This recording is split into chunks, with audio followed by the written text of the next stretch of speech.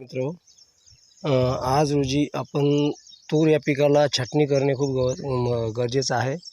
आणि विशेष म्हणजे आपल्या तुरीला आता 30 ते 35 दिवस झालेले आहे। बघू शकता आपण या कंडिशनमध्ये तूर आहे। आता 1 फूट ते 1.5 फुटापर्यंत याची हाईट झालेली आहे आणि याला आपल्याला कटिंग करणे खूप गरजेचं आहे। तेव्हा यांचे जास्तीत जास्त फुटवे काढतील आणि ह्या फुटव्याला आपल्याला असे प्रकारे त्याला स्टॉपिंग शेंडे मारणे गरजेचं आहे।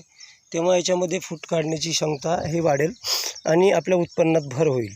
त्यासाठी लागणारं आपल्याला साहित्य आहे ही मशीन, कटर मशीन। आणि ही कटर मशीन आपण तयार करायची आहे घरी आणि तयार करून घ्यायची आहे। तर या कटर मशीनसाठी नाही का एक स्टीलचा ब्लेड घ्यायचा आहे, जो स्केल म्हणून त्याला वापरला जातात, स्टील स्केल। त्याला अशा पद्धतीने वेल्डिंग करून घ्यायचं आहे, जेणेकरून आपल्या शरीराला कुठल्या प्रकारची इजा होऊ नये। आणि याला असा मोठा एक रॉड, असा पाईपाचा रॉड असा मोठा लंबा घ्यायला लावायचा आहे आणि त्याला असं स्केलमध्ये स्केलची अशी पट्टी त्याला घासून दोन्ही साईडने असं बनवायला लावायचं आहे।